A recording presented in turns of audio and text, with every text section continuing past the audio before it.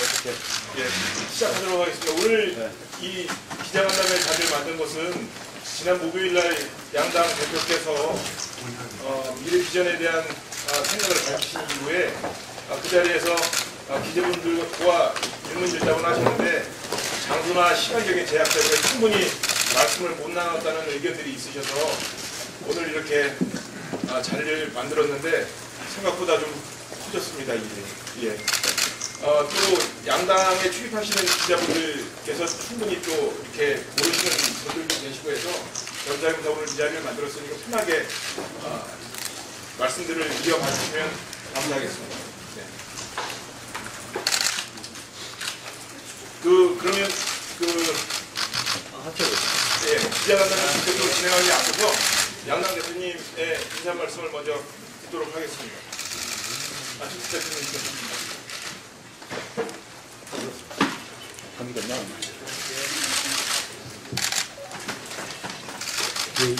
일요일인데 쉬지도 못하시고 이렇게 많이 참석해 주셔서 감사합니다. 주당이 합쳐지면 기자분들 일자리가 느는 건가요? 주는 건가요? 저희들은 항상 일자리 창출에 앞장서는 정당이 되겠다는 포부를 갖고 있기 때문에 훨씬 더 활동 열심히 해서 기자분들 일자리도 창출할 수 있도록 더 열심히 활동하겠다는 각오 말씀드립니다. 지난번 공동선언을 통해서 당에 나아갈 비전에 대해서는 이미 말씀드렸습니다. 그런데 이제 그 이후에 특히 국민의당 내부에서 반대하는 분들의 목소리가 굉장히 커지고 있습니다. 그래서 저는 이 기회를 빌어서 거기에서 좀 반대하시는 분들 중에서도 나름대로 당의 미래를 위해서 합리적으로 우려하시는 분들의 목소리도 있습니다. 그래서 그분들 우려에 대해서 제가 두 가지 정도 우려하시는 부분들에 대해서 설명을 드리고자 합니다. 우선 이제 첫 번째는 주로 통합 반대파들의 주장입니다. 적폐 세력과 손을 잡는다든지 수구 보수화된다 또는 재차기 대선을 위해서 호남을 버린다 그런 주장들을 지금 하고 계십니다. 그런데 그것이야말로 저는 정말로 근거 없는 주장이다 말씀드리고 싶습니다. 우리가 왜 통합을 하는 것인가? 그것은 보다 더 크고 강력한 중도개혁 정당으로 거듭나고자 하는 것이 이제 제 목표입니다.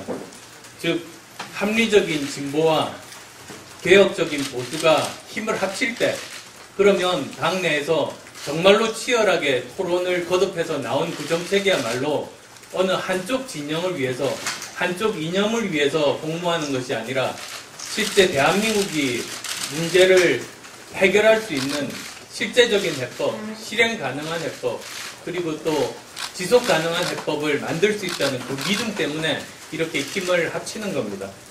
그리고 그것은 앞으로 2단계로 자유한국당과 또는 민주당과 저는 절대로 합칠 일 없다.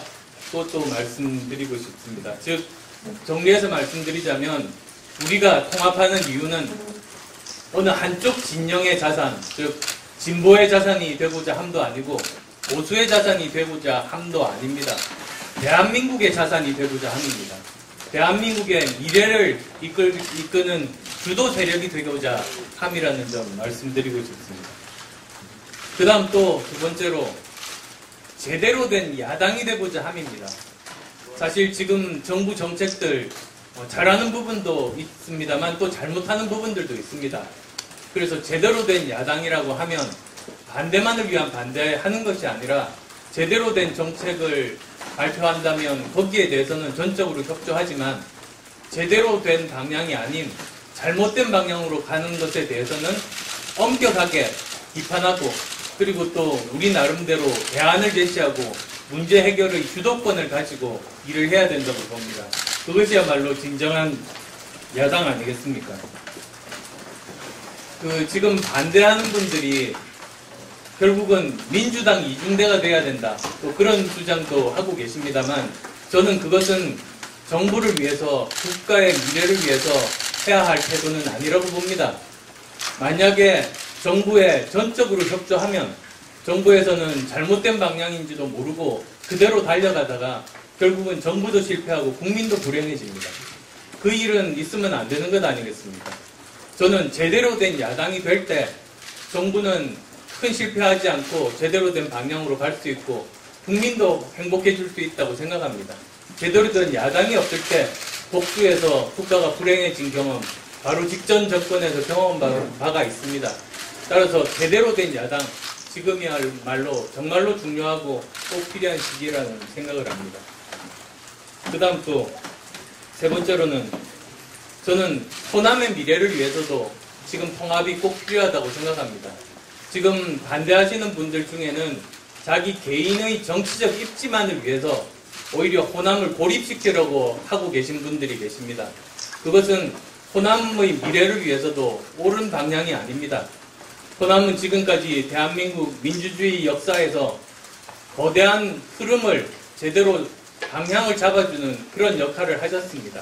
희생과 헌신으로 역사의 물꼬를 바로잡았습니다. 이런 통합의 흐름이야말로 저는 대한민국 그 미래를 위해서 호남이 개혁의 선두에서 앞장서는 역할을 해야 된다고 믿습니다. 따라서 이 통합개혁 신당이 성공해서 우리 호남의 미래 그리고 대한민국의 미래를 열기를 저는 정말로 간절하게 바랍니다. 그런 뜻에서 이제 이런 일들을 지금 하고 있습니다.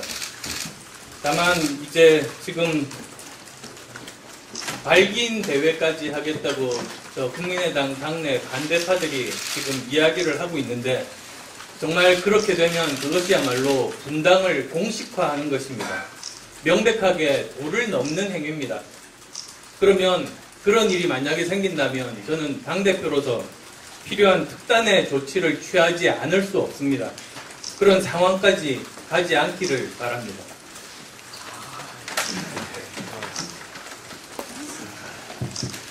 여러분 반갑습니다. 예, 바른정당 대표 이승민입니다.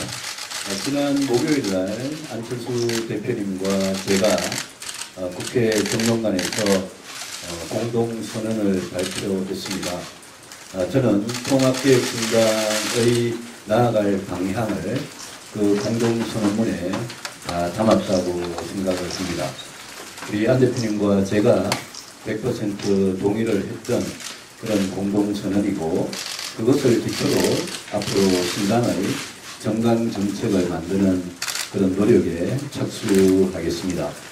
안 대표님 말씀에 공감을 하면서 지금 국민의당 내부에서 통합에 반대하는 분들, 그분들의 겁치나 신당이 출범한 이후에 또 어떤 사람들로 구성된 그런 정당이 되어있을 거냐, 그 부분은 우리 안철수 대표님과 국민의당에서 앞으로 현명하게 잘 대처해 주시리라고 믿고 저는 말씀을 아끼겠습니다.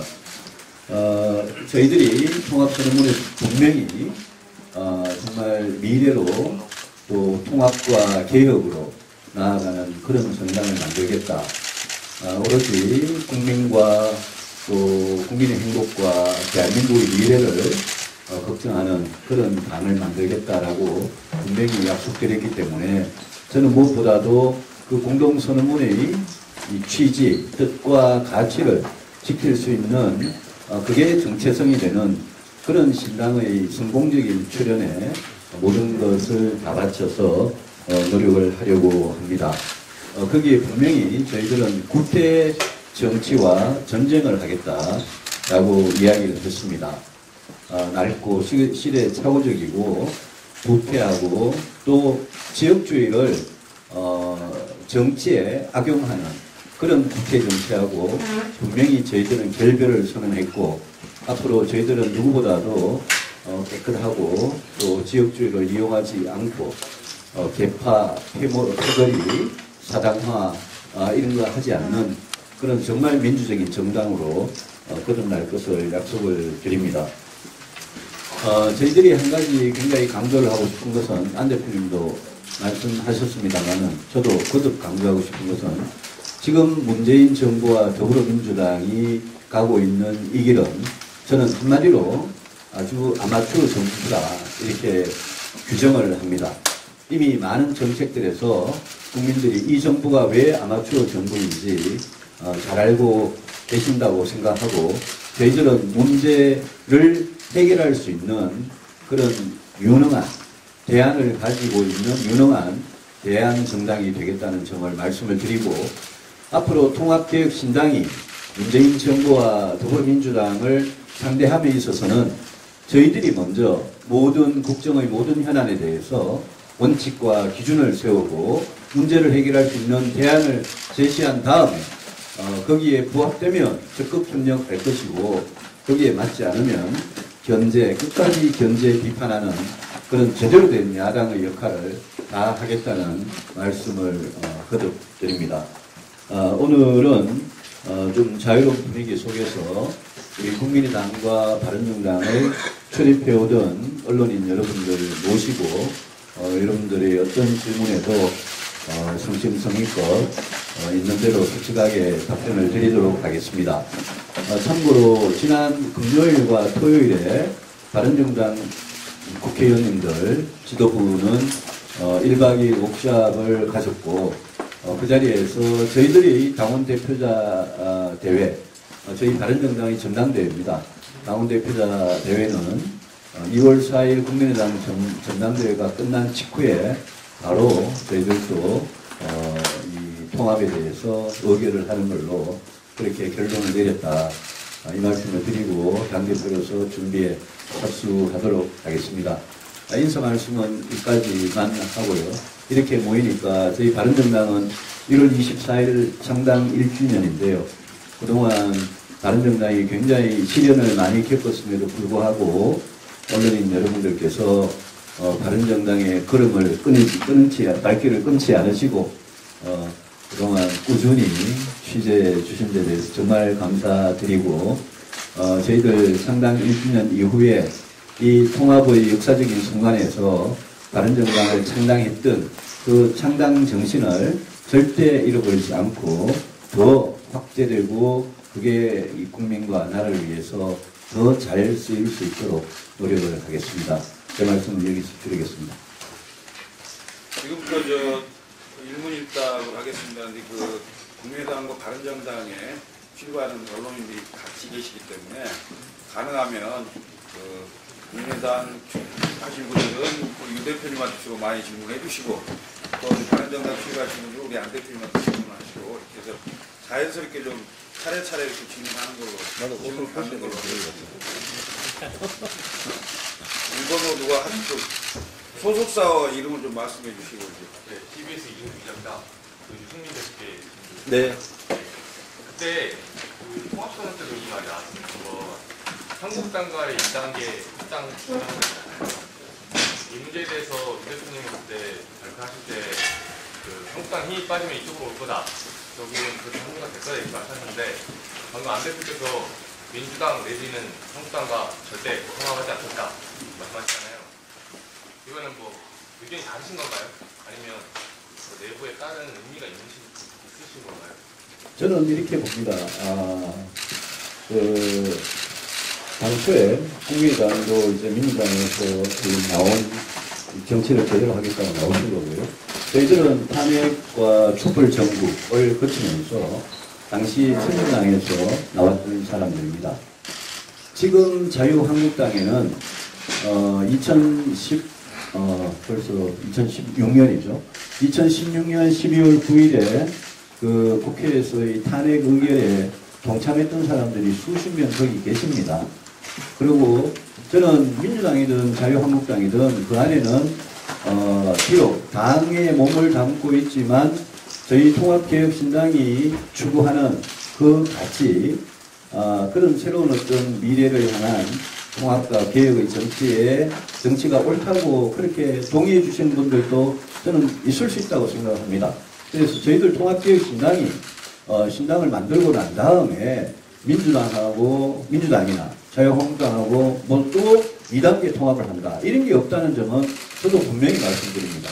그런 걸 할 것 같으면 저나 지금 바른정당 의원님들이 그 2차에 걸친 탈당 사태에서 저희들 거기 가버렸지. 뭐 하려고 여기 남아가지고 이 고생을 하고 있겠습니까? 그래서 저희들이 무슨 민주당이 간다, 자유한국당이 간다, 그런 강제당 통합을 한다, 그거 없다는 건 분명히 말씀드리지만, 앞으로 우리 정치를 전망을 할 때 저는 지방선거 끝나고 나면 이 총선이 1년 10개월이 남는데 자유한국당에 지금 어쩔 수 없이 거기에 뭐라 할까요? 뭐 이렇게 거기서 당적을 유지하고 정치적으로 연맹을 하고 있는 그런 분들 중에 저는 통합개혁신당의 뜻과 취지에 찬성을 해서 통합개혁신당에 오시겠다. 그런 분들이 계시면 저희들이 그런 분들한테 샘문이 아니라 정문을, 대문을 살짝 열어두지 않을 이유가 없다고 생각을 합니다.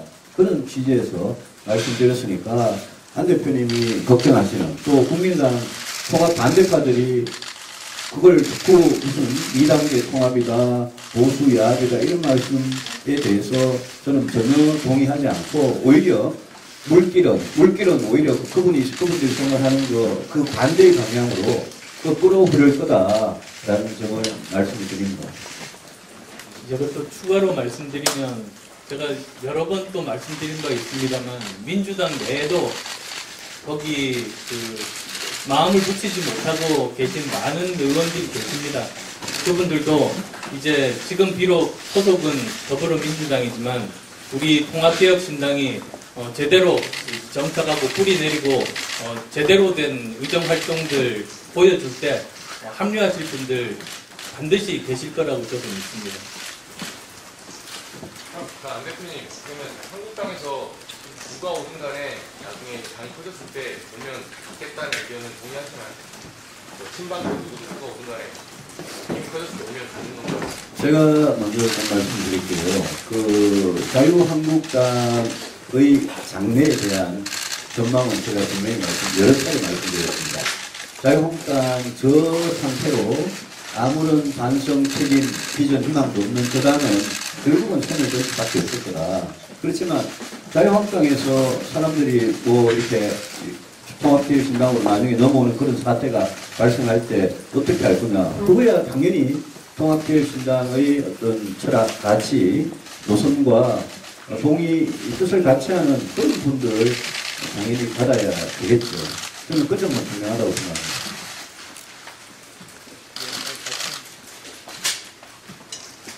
네, 다음 질문 받겠습니다. 네.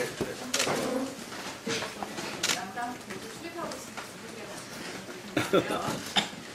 사실 지금 통합선언 이후에 국민의당에서 반대하는 의원들이 비례대표 의원들이 신상 문제를 두고 지금 이견을 두는 걸로 조사가 되고 있는데 안 대표님께서는 불가라는 방침을 바꾸셨다면 우 대표님께서는 정당이라는 것을 뜻을 뜻하는 사람들이 함께해야 의미 있지 않느냐라는 취지로 말씀을 하셨는데 이 부분에 대해서 지금 일단 권한이 없으신지 그런 걸 논의하시는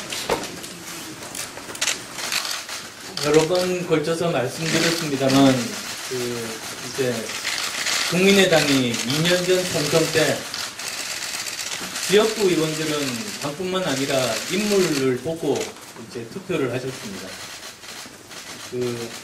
이제 비례대표분들은 전체적으로 이제 인물분도 있습니다만 또 비중으로 보면 이제 당을 보고 투표하신 그 비중이 좀 더 높을 겁니다. 상대적인 겁니다. 물론 뭐 둘 다 한쪽이 100%라고 말씀드리지는 않겠습니다. 그러다 보면 이제 총선 민의에 의해서 선택된 우리 비례대표분들은 이 당의 자산이십니다. 그래서 그것을 이제 마음대로 어떻게 할 수 있는 것은 그건 원칙적으로 맞지 않다는 그 말씀 여러 번 드렸습니다. 저한테도 물으신 거예요? 네. 비례대표 문제는 저는 뭐 수차 저의 뜻을 완곡하게 밝혔고요.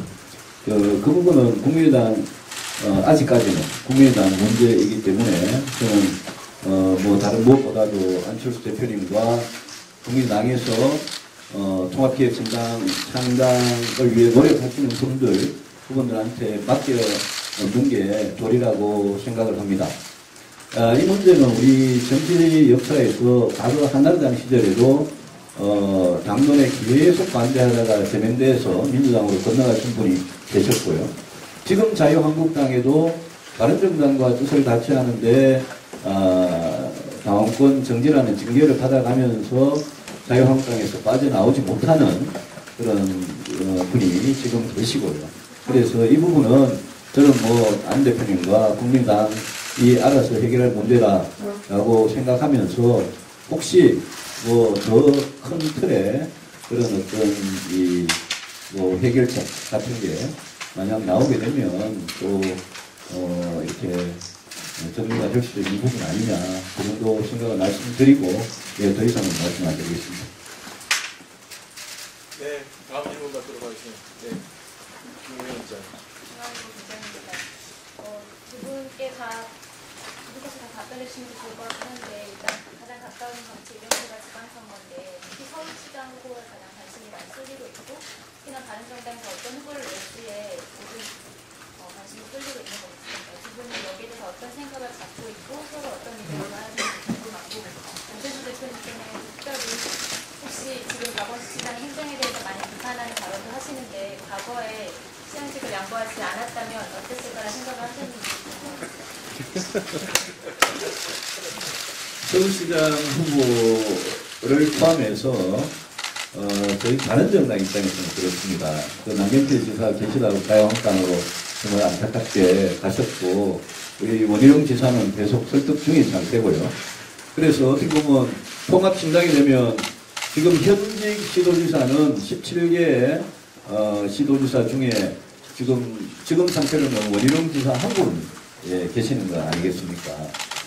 그래서 원 지사님 최대한 이제 설득을 하면서 저희들이 비어있는 16개 광역단체 장 후보를 정말 최선을 다해서 좋은 분을 모실 수 있도록 안 대표님과 함께 노력하기로 또 그런 후보를 모실 때 안 대표님과 저 또 우리 지금 통합을 하는 양쪽의 우리 식구들 최대한 많은 분들의 공감대 하에 후보를 모시기로 그렇게까지는 이야기를 했습니다.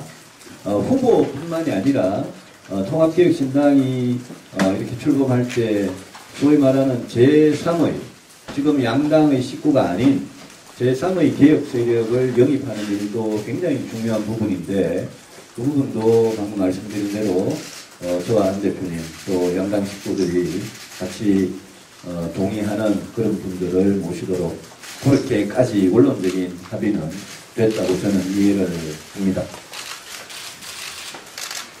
지난 몇 달 동안 인재 영입 위해서 전국을 다녔습니다.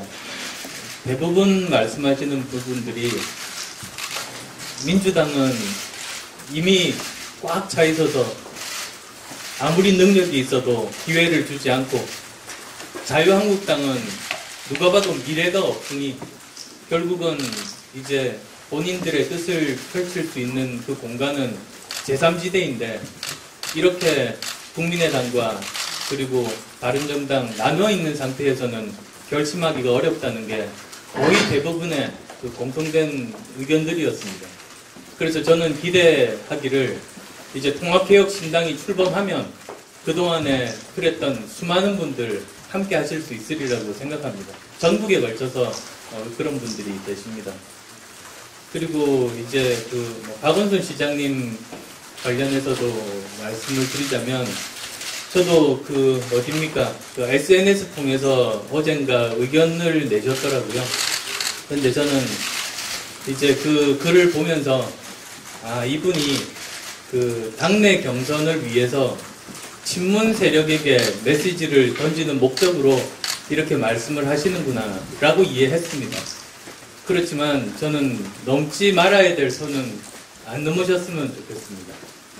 그리고 제가 했던 이야기는 정책에 대한 비판입니다.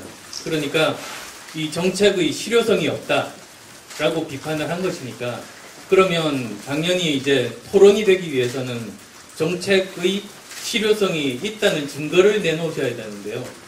그런 주장이 전혀 없었습니다. 오히려 서울시 공무원들이 열심히 노력해서 만든 정책이다라는 건데 그게 정책의 실효성에 대한 어떤 설명도 되지 않지 않습니까? 그래서 자칫하면 공무원들이 열심히 노력해서 만든 정책이면 그게 아무리 효과가 없어도 넘어가야 된다는 주장과 같습니다. 그건 있을 수 없다고 생각합니다.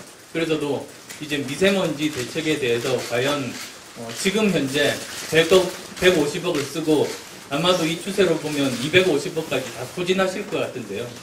그렇게 되면 저는 이 미세먼지 정책을 위해서 쓴 예산이 미세먼지처럼 날아갈까봐 두렵습니다. 그런 일이 안 생기게 하기 위해서 제가 그 고언을 드린 것이고 그런 정책의 실효성에 대한 건전한 토론이 이번 기회에 있으면 좋겠습니다. 네. 다음 질문 받도록 하겠습니다. 네, 정준현 기자. 뉴스 정리입니다. 지금 통합신당 추경 후에 그 지도 문제에 양 대표께서 통합이 되면 대기존분 하시겠다고 했고 국민 대표는 저번 기자회견에서는 좀 통합만 된다고 해서 물러날 수는 없다는 식으로 말씀하셨는데 이건 통합 후 지도부나 다음 문제가 어떻게 되느냐. 제가 다른 얘기를 한 사람이니까 저부터 말씀을 드릴게요. 저는 이렇게 생각합니다. 이 통합신당의 특히 국민의당 내부 문제에 대해서 제가 이걸 계속 다물고 있다가 지난번에 그 소위 말하는 중재안, 그 안철수 대표의 조기 사퇴를 이야기하는 중재안에 대해서 제가 공개적으로 반대를 했습니다. 왜냐하면요, 제가 바른정당 당대표로서 또 국민의당 대표로서 우리 안 대표님께서 이렇게 양당의 대표자라는 자격으로 지금 이 어려운 통합 논의를 쭉 하고 있는데 통합 논의를 한참 하고 있는데 어느 날 갑자기 통합 논의가 신당이 출범하기도 전에 제 이 대화의 아주 그 파트너인 그것도 대표 자격으로 파트너인 국민의당 대표님이 사퇴를 해버리면 제가 누구하고 대화를 하겠습니까? 그래서 저는 이 어려운 일을 하는데 이거는 조금이라도 뭔가 책임을 회피할 일이 아니다. 그래서 제가 오히려 안 대표님의 그 대기동군 선언 그 뜻은 제가 충정은 충분히 이해하겠습니다만은 그거는 저는 이 어려운 통합 과정을 성공시키기 위해서는 그렇게 하면 안 된다라는 생각을 가지고 말씀을 드린 겁니다. 그래서 지금도 제 입장에서는 오히려 대기종군 그 다른 좀 사실 철회하시라 이 통합신당이 완성될 때까지는 책임을 지고 하자. 그리고 통합신당 완성되고 나면 지방선거가 또 불과 몇 달입니다. 거기에 많은 국민들께서 저와 안철수 대표 두 사람과 이 통합을 추진하고 있는 이 양당의 주역들이 이 문제를 이렇게 추진을 하고 있는데 이 중간에 저는 물러나는 거는 저는 뭐 그게 힘이나 권력이나 뭐 이런 것보다는 저는 정말 책임의 문제라고 생각하고 저는 통합을 추진하는 당사자로서 끝까지 저는 책임을 질 자세가 되어 있다라는 말씀을 드리고 그 정신에서 제가 백의정부는 저는 생각이 없다라는 말씀 분명히 드렸고요. 저는 안 대표님께 오히려 안 대표님께서도 끝까지 이 부분은 책임을 져달라. 신당이 출범하고 나면 뭐 그걸 골든타임이라고 합니다만 신당이 출범하고 나면 첫 한 달, 첫 두 달, 첫 세 달 이 시간이 저는 결정적이라고 생각합니다.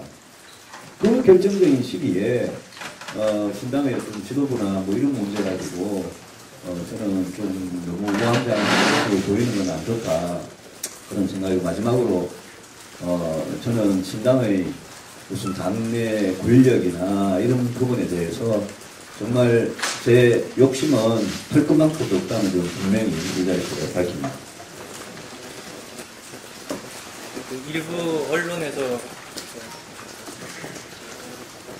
일부 언론에서 보면 이제 신당 대표는 유승민 대표, 서울시장 후보는 안철수 뭐 그렇게 역할 분담이 됐다고 한 기사가 있는 것 같습니다. 그건 뭐 추측이지만 사실과는 다릅니다. 근데 또 문제는 이걸 또 그 국민의당 내부의 반대파들이 악용을 해서 그러면 전부 다 이제 국민의당을 바른정당에 팔아먹겠다는 소리냐 또 그렇게까지 지금 주장하고 있는데요. 그게 사실이 아닙니다. 철저하게 이제 그 신당의 리더십은 양당이 서로 합의를 해야 되는 것 아니겠습니까? 그래서 양당이 합의를 하는 각 당을 대표하는 한 사람씩에서 두 사람의 공동대표가 이제 서든 아니면 양당이 합의가 되면 한 사람의 단독 대표가 되든 뭐 그런 형태이지 그 한쪽 당에서만 그렇게 대표가 나오는 일은 없을 겁니다. 그래서 지금부터 앞으로도 계속 이렇게 합의해 나가면서 양쪽 다 합의할 수 있는 방향으로 앞으로 일들을 계속 하고자 합니다. 네, 다음 국제신문 정옥재 기자인데요. 국민의당 내 통합 반대파들이 가칭 개혁신당이라고 해서 국민들을 헷갈리게 하는데 여기에 대해서 좀 어떻게 생각하십니까? 아마 국민들께서 혼동하실 일은 없으실 겁니다.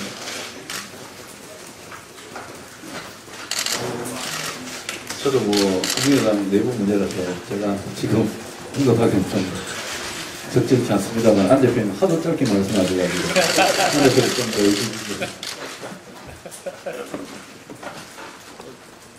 다음 질문 받겠습니다. 예. 김보건입니다. 그 모두 말씀에서요. 특단의 대책까지도 특단의 조치도 고려할 수밖에 없다고 말씀하셨는데요. 반대파들이 이게 그게 어떤 내용인지 좀 말씀을 좀 구체적으로 해주세요.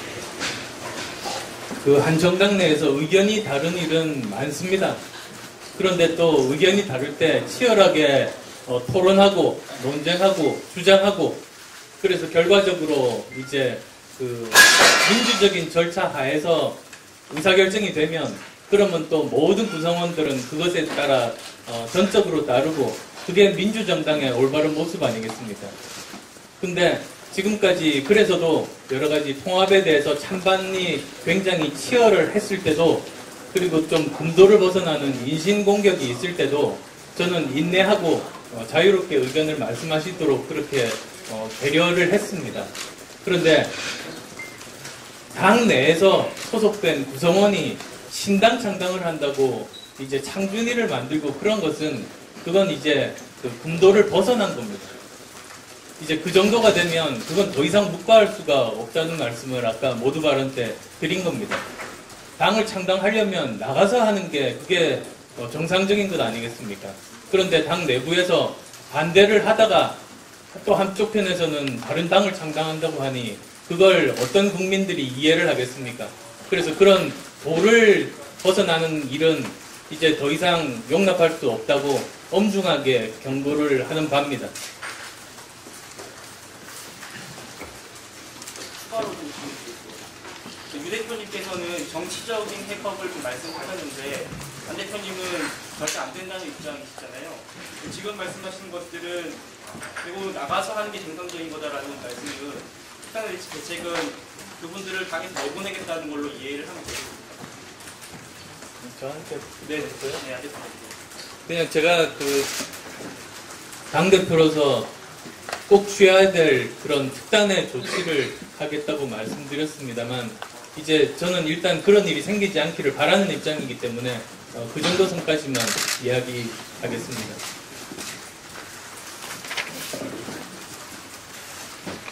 네, 또 다른 질문. 예.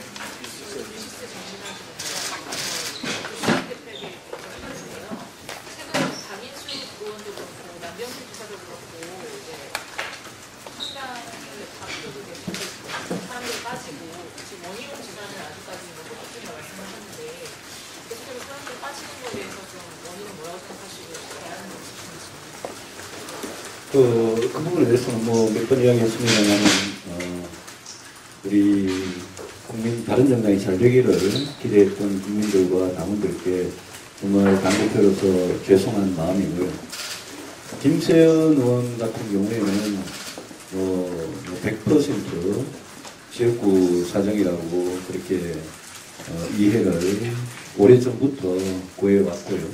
오래전부터 말려왔는데 결국은 그 자유한국당 같고요. 뭐 박인수 의원님 탈당 같은 것도 탈당도 그 이유는 김세현 의원님하고 뭐 거의 똑같았습니다. 거의 똑같았는데 이제 갑자기 우리 대표인 저나 같이 다른 정당을 해오던 식구들하고 상의 없이 갑자기 그렇게 선언을 하셔서 저희들이 굉장히 당혹스러웠다는 말씀 드리고요. 남지사 같은 경우에는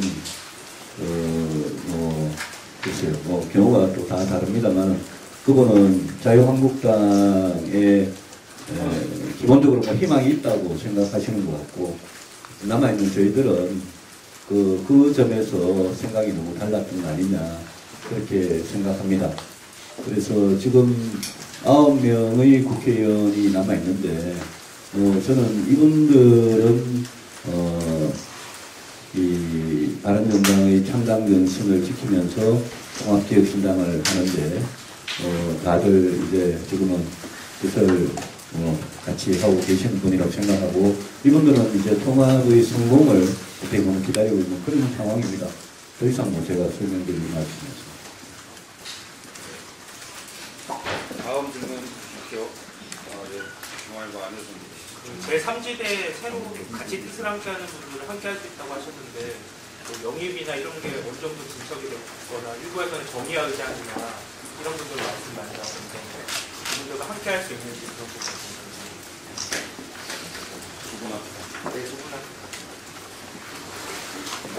아까 전국 다니면서 여러 분 만났다고 말씀드렸습니다. 예전 중진 분도 계시고 그리고 예전 교육감들도 계시고 그리고 뭐 정치는 하지 않으셨습니다만 그 해당 지역에서 오랫동안 공헌을 하신 널리 알려진 그런 분들도 계셨습니다. 다 같이 공통적으로 그 3지대가 이렇게 나뉘어져 있는 상태에서는 합류하기 힘들지만 한번 이렇게 통합이 된다면 본인이 결심하겠다고까지 말씀하신 분들도 많이 계십니다. 그래서도 이제 2월 달에 이제 통합이 되고 그 다음에 새로운 창당이 이루어진다면 그때부터 열심히 그런 분들 다시 한 번 더 찾아뵙고 부탁드리려고 합니다. 저도 간단한 설명드릴게요. 아까 질문에 정의아 의장님이라 말씀을 하셨어요. 그분이 그런데 지금 동의를 하셨거나 그런 상태는 아직 아니기 때문에 좀 개인 성함이 나와서 분명히 일단 드리고요. 이 부분에 대해서는 저는 두 가지를 생각합니다. 첫 번째 원칙은 아까 말씀대로 양당이 충분히 좀 동의가 될 수 있는 분들을 영입하는 거. 또 하나는 그런 정치에 오랜 경력이 있거나 이제 이런 분들도 물론 중요하겠지만 그 정치에 전혀 경험이 없는 새로운 그런 분들을 우리가 추구하는 이 길로 같이 가기 위해서 영입하는 그런 노력도 저는 동시에 중요하다고 생각합니다. 그 통합신당이 그런 정치 신인들한테도 그런 참신한 분들한테도 문호를 활짝 열어놓는 게 중요하다고 생각하기 때문에 그런 노력을 하겠다는 원칙적인 말씀을 드리고 나중에 이제 우리가 그분들이 어떤 분들인지를 밝힐 수 있을 때가 되면 그때 말씀을 드리도록 하겠습니다. 네, 다음에. GBS 최성호 기자입니다. 대표님들 쭉 공동의 협의가 이루어진다면이라는 전제를 달아주시는데요. 제일 많은 분들 지적하시는 게 안보 관해서 사실 두 당의 뿌리 자체가 너무 달라 있기 때문에 공동의 협의라는 게 잘 이루어질 수 있을지 어떤 식으로 협의를 잘 할 수 있을지 안보 문제는 제가 오랫동안 문제를 지적을 해왔습니다만 제일 중요한 것은 지금과 같은 안보 위기를 어떤 방법으로 어떻게 해결을 하겠느냐 저는 그 점에 집중을 하면 된다고 생각합니다. 지금 안보 위기가 우리 역사상 한국 전쟁 이후에는 사실 겪어본 적이 없을 정도로 위험한 순간이고, 평창올림픽 때문에 그게 이렇게 그냥 뭐 가림막으로 이렇게 좀 덮여 있는 그런 상태입니다만, 그 안에서는 안보 위기가 정말 언제 이게 화산이 터질 정도로 언제 어떤 일이 일어날지 모를 정도로 심각한 상태이기 때문에 현재와 미래의 이 안보 위기를 그러면 무슨 방법으로, 어떤 외교 정책, 어떤 국방 정책, 어떤 대북 정책으로 해결해 나갈 거냐. 저는 국민의당과 바른정당이 여기에만 초점을 맞춘다면 그러면 저는 크게 생각이 다를 부분이 없을 거다라고 생각합니다. 주로 보면 과거 진보 정권, 과거 보수 정권의 안보에 있어서 공과 과에 대해서 평가할 때 주로 이렇게 정치적으로 예민한 부분이 드러나기 때문에 지금 사실 국민들한테 또 이 나라의 중요한 거는 앞으로 어떻게 할 거냐 아니겠습니까? 그래서 그 부분에 저는 집중하면 상당 부분 갈등도 없애고 실제로 우리가 하고자 하는 일이 그 부분에 집중해야 되는 거라고 생각을 합니다. 그래서 그런 생각의 일단이 공동선언에 저는 충분히 반영이 됐다고 보고, 마지막으로 한 가지만 제가 첨언을 하면, 어디 가서 이런 말을 좀 합니다만, 작년 정기국회 때 우리 국민의당의 김동철 원내대표님이 대표연설을, 교섭단체 대표연설을 하셨어요. 저는 그 대표연설을 그 자리에서 들었을 때 그 이후에 몇 번 그거를 이렇게 돌추어 봤습니다. 근데 김동철 원내대표께서 하신 그 대표연설에 나타난 한미동맹에 관한 이야기, 또 우리 외교, 국방, 대북 정책에 관한 이야기들은 당시 또 지금도 우리 바른정당 식구들도 충분히 공감할 수 있는 그런 내용이었습니다. 그래서 그런 것만 봐도 앞으로 문제 해결에 집중하면 큰 차이 없을 거다라고 저는 기대를 하고 있습니다. 예, 저도 유 대표님 말씀하신 것처럼 미래지향적으로 이 현 상황에서 어떻게 하면 이 문제를 풀 수 있을지 미래지향적으로, 그리고 또 구체적으로 하나하나 이렇게 따지면 그렇게 큰 차이들은 발견하기 힘들 거다라는 생각을 가지고 있습니다. 그리고 또 저는 우리나라 국민 중에서 평화 통일을 원하지 않는 국민이 과연 있을까 싶은데요. 궁극적으로 정말 진정으로 평화 통일을 원하는가 아닌가로 이렇게 나눠본다면 저는 궁극적으로 우리는 평화 통일을 진정으로 원한다. 그리고 또 그것을 이루기 위해서 강원 정책을 같이 그 시대에 맞게 그렇게 쓰면서 결국은 우리의 궁극적인 목적인 평화 통일을 추구한다. 그런 큰 그런 대전제하에서 그런 차이점이 있다면 좁혀 나갈 수 있을 거라고 저는 믿고 있습니다. 사실은 그 철학과 정책은 차이가 있는 것 아니겠습니까? 철학적인 부분들 개선하면서 동시에 그 철학이 지금 현 상황에서 구체적으로 실현될 수 있도록 하는 것이 정책 아니겠습니까? 따라서도 철학을 개선하면서 정책들은 계속 발전시키는 게 우리가 해야 될 태도입니다. 그런 기본적인 생각하에서 저는 대북 정책도 바라보면 큰 이견들은 많지 않을 거라고 저는 믿습니다. 네. 안보관 관련해서 어제 당장 이제 평창 IOC에서 발표가 나왔는데요. 평창올림픽 대북 단일팀에 대한 발표가 나왔는데 거기에 대한 두 대표님들의 생각이 궁금하고, 오늘 또 현성화된 북한 점검단 와서 지금 활동하고 있는 것에 대한 그 대표님의 의견도 좀 듣고 싶습니다.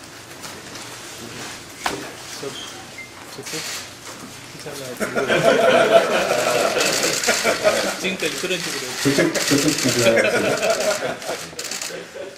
바른정당 기자가 물어보시면 먼저 답하시고.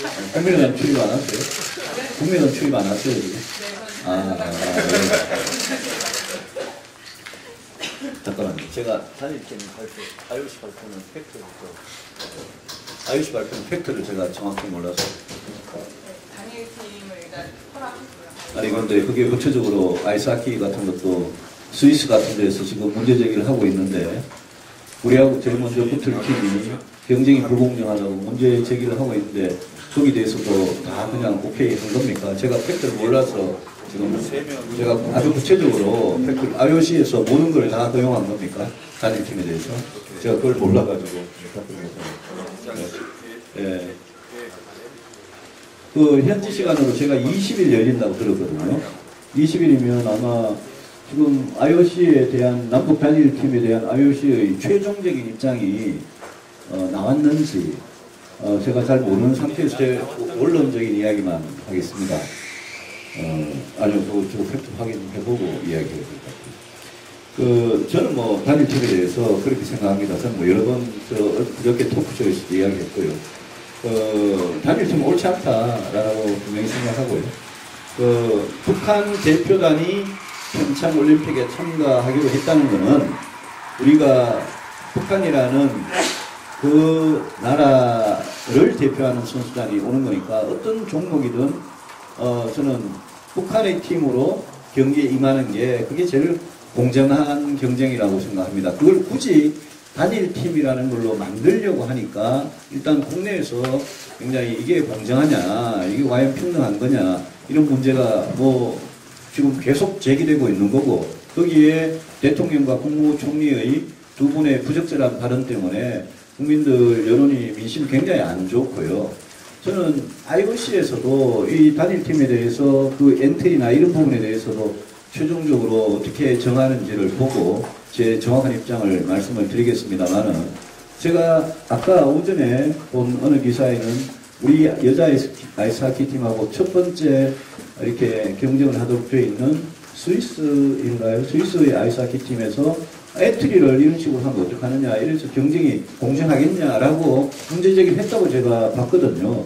만약 그게 사실이고 아직 IOC 최종적인 입장이 안 나왔다면 그러면 그거는 저는 조금 보고 답변을 해야 되겠습니다. 어쨌든 저희 기본 생각은 아이스하키든 여자 아이스하키든 또 다른 종목이든 그게 우리가 뭐 메달권 아니든 메달권 받기든 저는 그런 거하고 무관하게 양 팀이 남과 북의 양 팀이 그냥 각 나라를 대표하는 팀으로 참여하고 우리는 같은 동포로서 북한 팀이 선전하도록 응원도 해주고 저는 그렇게 가는 게 지극히 상식적이고 정상적이라고 생각을 합니다. 오늘 북한에서 뭐 오신 분에 대해서는 특별히 알려드릴 말씀이 없습니다.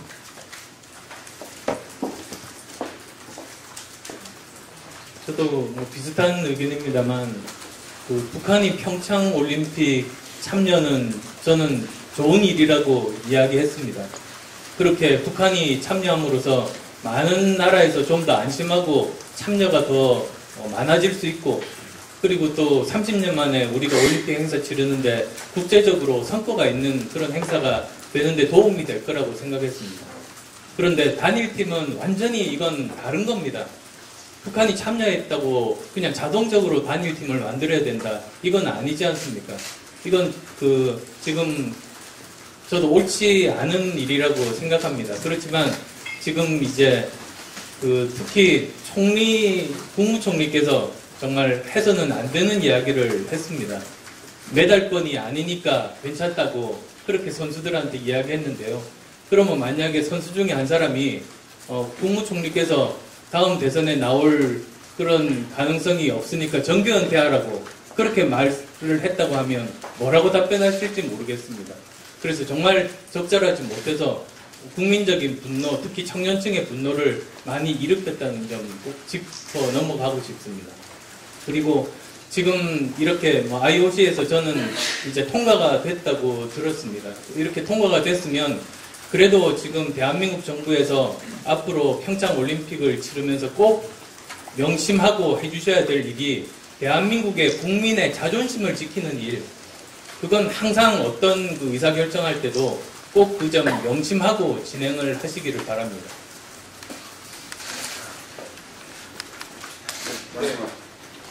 저 머니투데이 김한 기자입니다. 지금 통합개혁신당은 가칭이잖아요. 정식 광명을 생각하실 때 안 대표님이랑 이 대표님이 각각 이 단어만큼은 당론에 들어가야 된다고 생각하는 게 있을 것 같아서요. 단어 하나씩 말씀해 주셨으면 좋겠고요.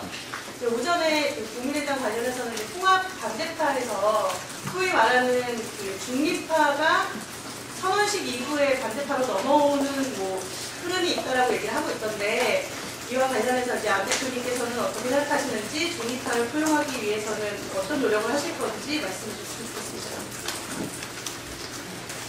통합개혁신당은 가칭이지만 그 국민 공모를 통해서 그 의견들을 받기로 했습니다. 사실은 국민의당 이름도 국민 공모를 통해서 결과적으로 정해진 이름 중에 이름이었습니다. 따라서 저는 여기서 논의하는 것 이상으로 좋은 아이디어들이 전 국민적으로 많이 모이지 않을까 그렇게 기대를 하고 있습니다. 중립파 의원님들이 이제 국민의당 내부에서 어떻게든 이 통합이 되어야 하지만 깨져서는 안 된다. 그런 생각을 가지신 정말 책임감 있는 분들이 계십니다. 그분들 저는 지금도 계속 만나 뵙고 설득하고 가능하면 한 분의 의원님이라도 더 함께 같이 하고자 계속 노력 중이라는 점 말씀드립니다. 예, 당명에 대해서 저도 뭐 비슷한 생각입니다. 바른정당이라는 이름도 저희들 엄청나게 많은 그런 당명을 시민들로부터 이렇게 제안을 받아가지고 결정은 우리 이제 당의 그 당시에 이 당의 의원님들하고 사무처 당직자들 이렇게 다 모여가지고 결정을 그렇게 했습니다. 그래서 이번에도 국민 공모에 저희들 통합개혁신당의 이 뜻, 가치 이런 거를 가장 잘 이렇게 살릴 수 있는 그런 좋은 제안이 많은 시민들로부터 오기를 기대하고 결정은 양당에서 이렇게 같이 했으면 좋겠고요. 저는 이 소위 지금 국민의당 안에서 통합에 대해서 반대하거나 아니면 이 소위 말하는 뭐 중립파라고 그렇게 분류가 됩니까? 하여튼 최대한 많은 분들이 이 통합개혁신당으로 와주시길 기대하고 그걸 위해서 안 대표님께서 끝까지 노력해 주시기를 바랍니다.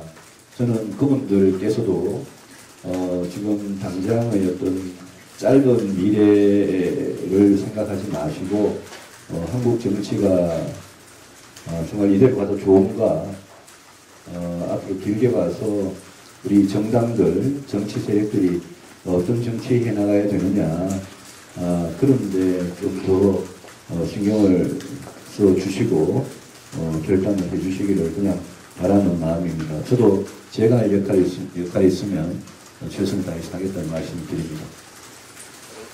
두 분만 더 질문을 받겠습니다. 네.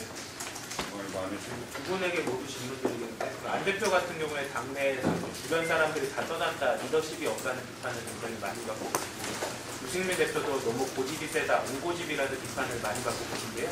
그런 양쪽 모두에게 제기된 리더십 문제를 향후 통합신당이 만들어진 이후에 어떻게 좀 풀고 나갈지에 대해서 듣고 싶습니다.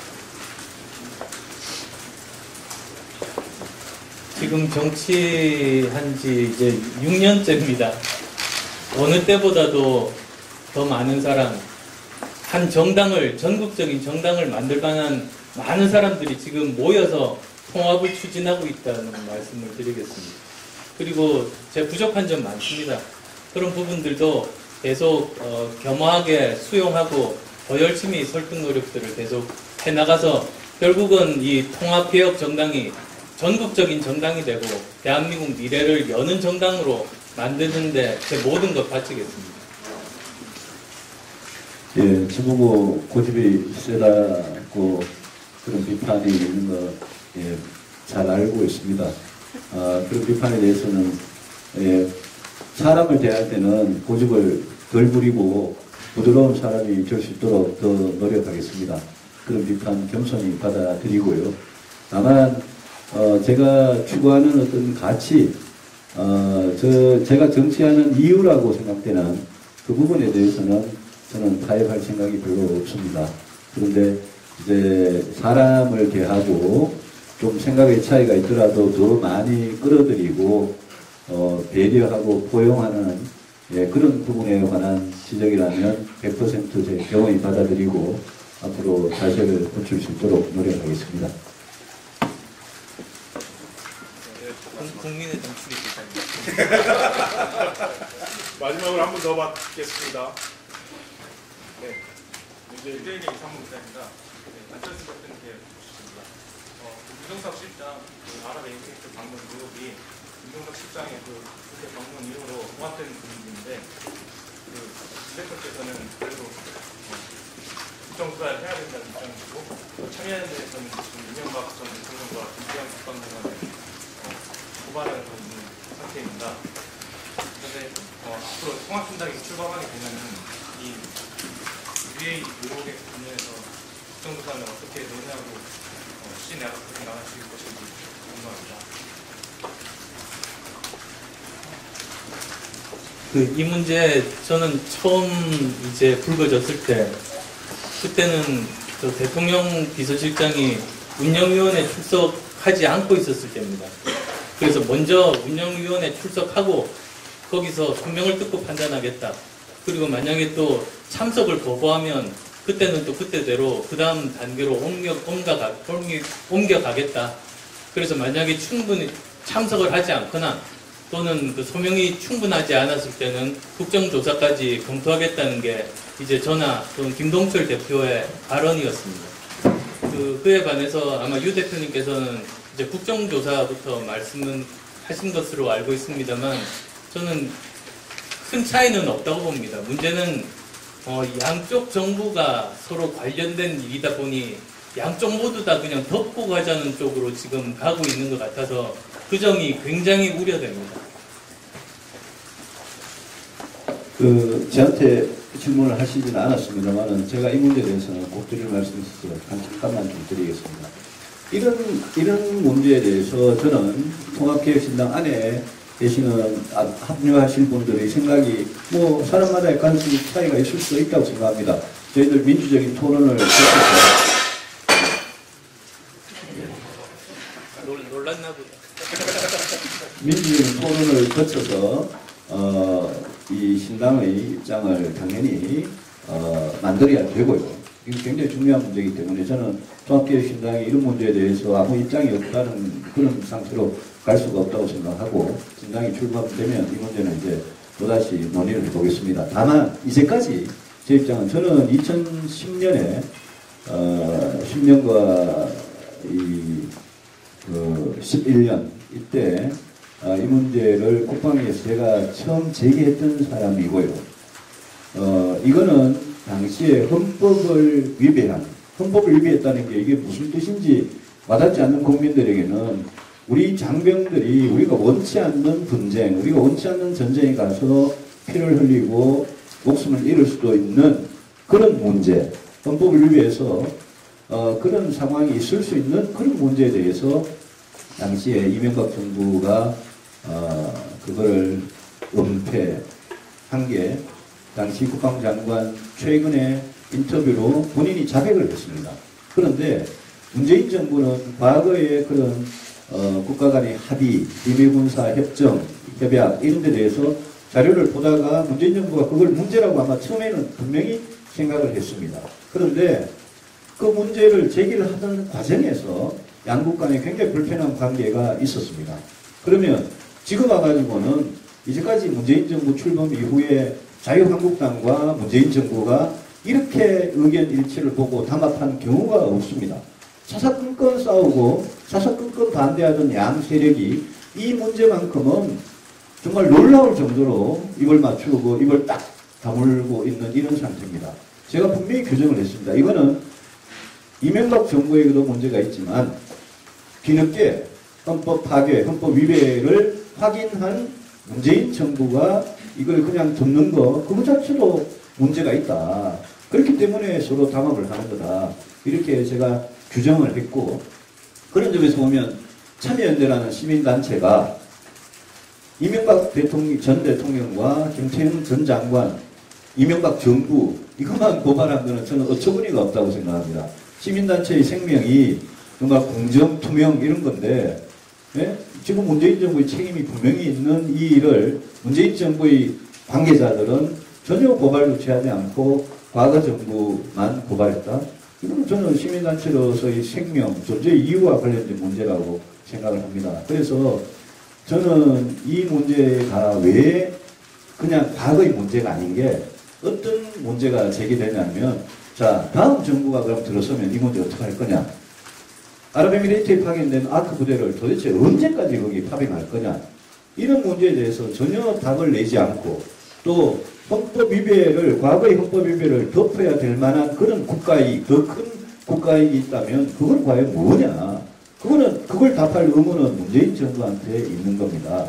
그래서 제가 이 문제에 대해서 여러 번 지적을 했습니다만은 이 정부가 덮고 지나가려는 것, 자유한국당가 담아가려는 것, 그 다음에 참여연대라는 시민단체가 그런 식으로 이 문제에 대해서 공평하지 못하게 이렇게 고발하는 것, 이런 모두가 사실은 아직도 의혹투성이다 이렇게 말씀드리고 저는 뭐 제가 정치를 하는 한 사람의 뭐 당대표를 떠나서 한 사람이 헌법기관 입장에서 이 문제에 대해서는 제가 계속 좀 이 관심을 가지고 파헤쳐 볼 생각입니다. 기자간담회 마치기 전에요. 꼭 질문을 하셔야 되겠다. 질문 있으면 한 분만 받고 마치도록 하겠습니다. 없으신가요? 예. 말씀. 아까 유승민 대표는 안 대표가 대기조보다 제가 물러서겠다고 사실 하셨는데 안 대표가 답변을 안 하신 것 같아요. 앞으로 어떻게 대답하실지. 저는 여러 번 걸쳐서 제 입장 말씀드렸습니다. 대기정부 말씀드렸습니다. 그렇지만 다음 그 리더십에 대해서는 양당이 서로 합의하에서 리더십을 세워야 된다고 생각합니다. 감사합니다. 이상으로 마치겠습니다. 네, 와주셔서 고맙습니다. 네.